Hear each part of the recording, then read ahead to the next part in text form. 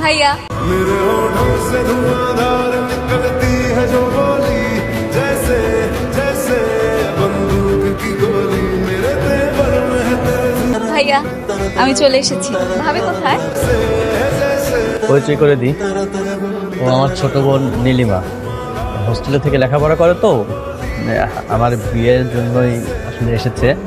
ও হবু বাবুকে খুব দেখার ইচ্ছে ছিল তাই এসেছে, কিন্তু তোমার বোনের সাথে আমার বিয়েটাই। কোনো কিন্তু না, আমি রাজি। রাজি? রাজি মানে কাম অন দুলাভাই, আমি তো মজা করছিলাম। I was just kidding man. দেখো দেখো দুলাভাইয়ের ফেস কেনা দেখো। দুলাভাই সত্যি কথা বলতে আপনাকে কিন্তু আমার খুব পছন্দ হচ্ছে, হেভি পছন্দ হচ্ছে। I like you man, I really like you. দাঁড়ান দাঁড়ান, আপনি প্লিজ আপনি বসুন না।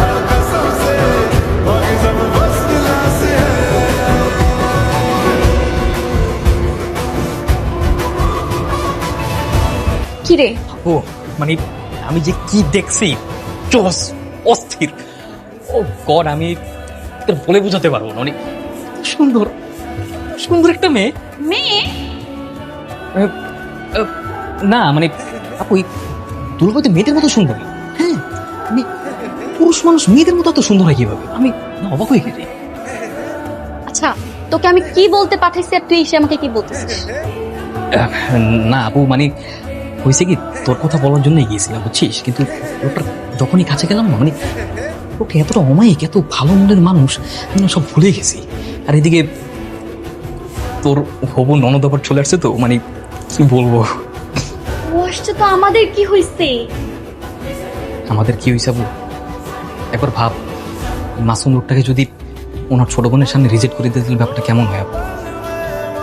আপু আমার মনে হয় কি, এই লোকটার সাথে তোর বিয়ে করা উচিত। হ্যাঁ, কারণ লোকটার সাথে আমি যতটুকু মানে কথা বলেছি, অসাধারণ। আমারও একবারও মানে অমায়িক একটা লোক। আপু চল না আমরা ওখানে গিয়ে বসি। না আমি যাব।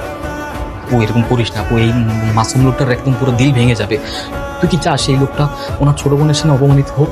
দেখ আপু, তুই চল না, তুই চল না, চল না প্লিজ আপু। আমি জানতাম তুই কিচ্ছু করতে পারবি না, উল্টা আমাকে ভেজালে ফেলাবি। আমার সাথে লাগে, লোকটাকে অপমানিত হতে আমি দেখতে চাই না। এই তুই খালি দেখ না, একবার দেখ। ভিতরে গিয়ে বস, যা। আরে যা না, ভিতরে গিয়ে বস না, যা। Hello hello. আমার ছোট বোন নীলিমা। ও আচ্ছা। আপনি নাকি বিয়ে করতে চাচ্ছেন না?